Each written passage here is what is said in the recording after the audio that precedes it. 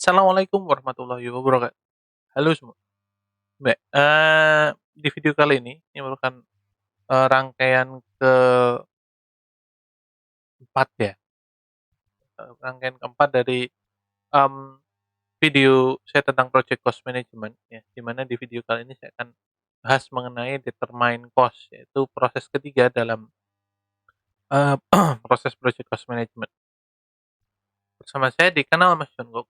Yuk.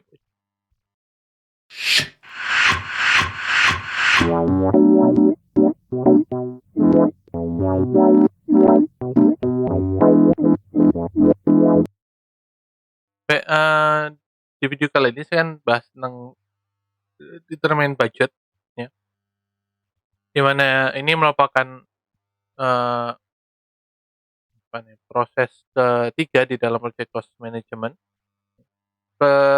Determine budget ini adalah proses untuk melakukan agregasi, eee, biaya-biaya yang sudah diperkirakan sebelumnya ya, ke dalam,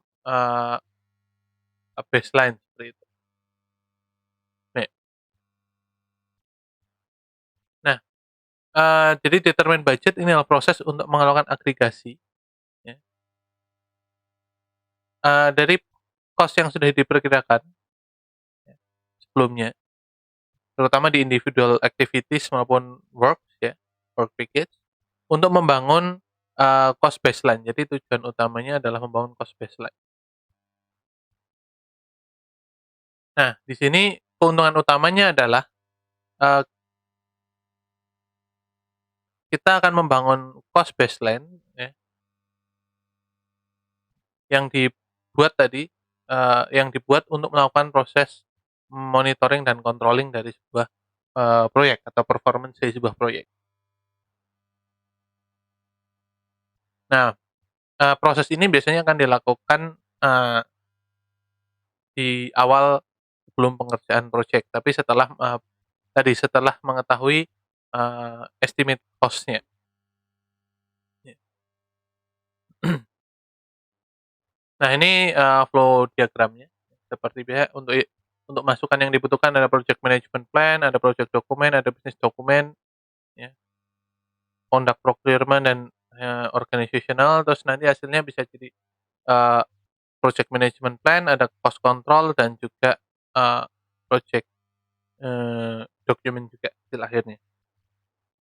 Baik, seperti halnya dengan proses-proses sebelumnya yang sudah saya, ulas yaitu, project, determine budget ini juga memiliki, dokumen-dokumen masukan atau data-data masukan.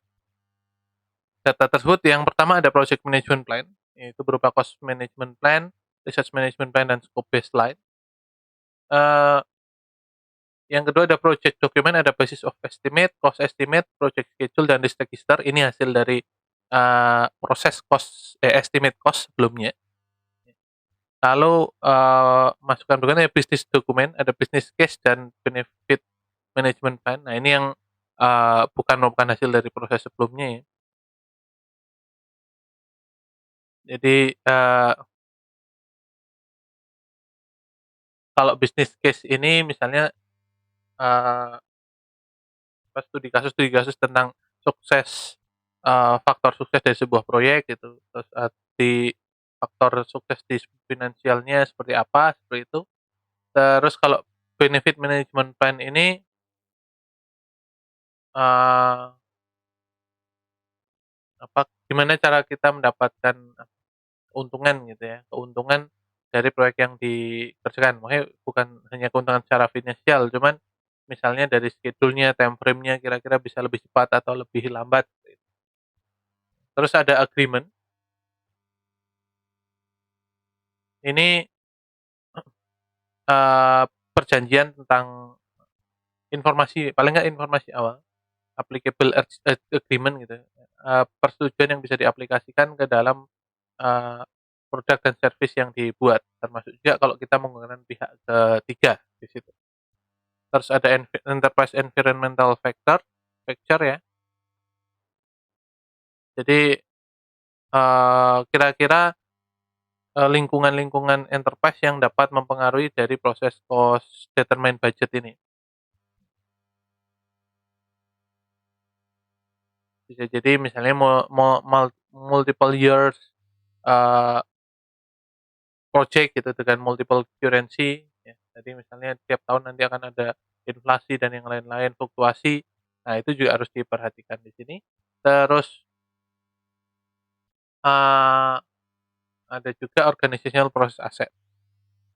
Oh ya, untuk environmental enterprise factor ini misalnya, kita harus perhatikan juga fluktuasi. Ini mungkin, misal ketika kita melakukan proses perencanaan itu di tahun 2020 nanti tapi project akan jalan di 2021 sedangkan kita harus membeli, resource gitu ya, atau membeli server lah katakanlah dari luar negeri yang dia bergantung kepada dolar.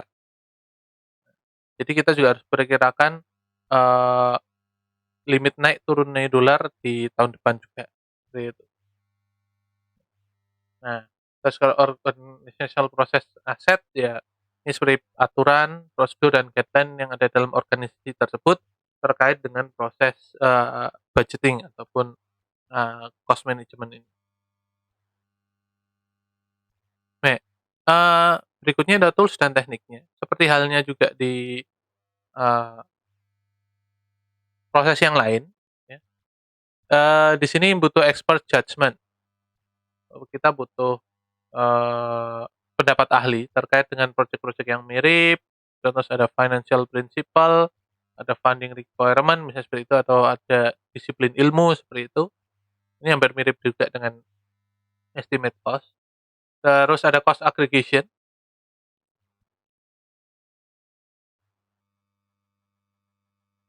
Ya, jadi ini eee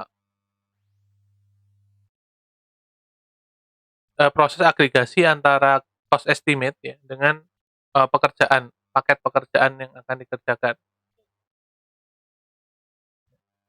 Biasanya dengan higher level komponennya. Terus berikutnya ada proses data analysis. Ini dia hanya satu teknik saja dari reserve analysis. Terus ada historical information review. Nah, di sini ada parameter-parameter, ataupun analog estimate yang dimasukkan, terkait dengan proyek yang akan dikerjakan. Jadi melihat, proyek-proyek sebelumnya, terus model matematis dari, projek-projek yang dikerjakan sebelumnya, artinya kesuksesan, kegagalannya seperti apa. Ini ada jadi kita kayak mencari informasi-informasi, mereview ya, mengkaji informasi-informasi sebelumnya. Project yang mirip seperti apa, terus dia schedule-nya seperti apa, ada kegagalan atau tidak, seperti itu. Lalu berikutnya prosesnya adalah funding, limit reconciliation. Ini harus ada rekonsiliasi dari, eee, jadi ada komitmen antara pemberi funding dengan pelaksana proyek seperti itu, dalam berbagai bentuk, funding-nya nanti, termasuk juga pengeluarannya. Terus nanti di proses ini adalah financing, ya, jadi mencari funding untuk projeknya yang akan dikerjakan. Karena funding-nya kan bisa jadi dari self funded ataupun juga bisa jadi nanti dari, eee, venture seperti itu kan, itu bisa bisa jadi. Nah, eee, hasil dari proses, determine budget ini, hasil utamanya cost baseline. Cost baseline.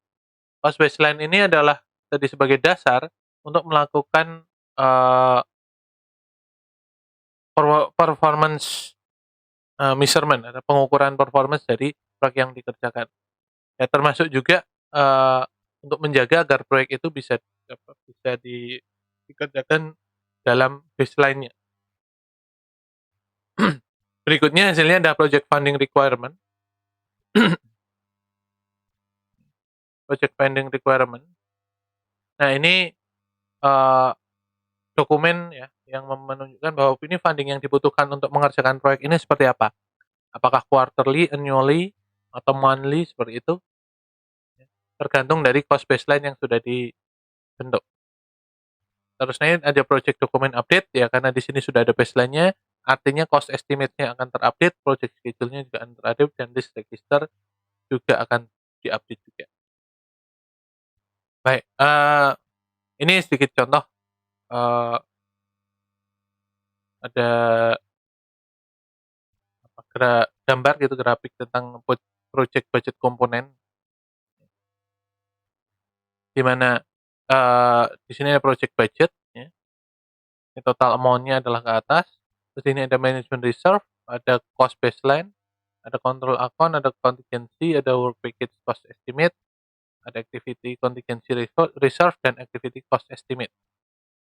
Jadi perkiraan cost untuk pekerjaannya, untuk aktivitasnya, ini untuk paket pekerjaannya keseluruhannya, ya. Tapi di sini pasti ada contingency reserve-nya, spare gitulah, spare amannya. Terus di sini ada control dan baseline. Jadi pasti paket pekerjaannya akan lebih rendah daripada total project budget. Oke, baik.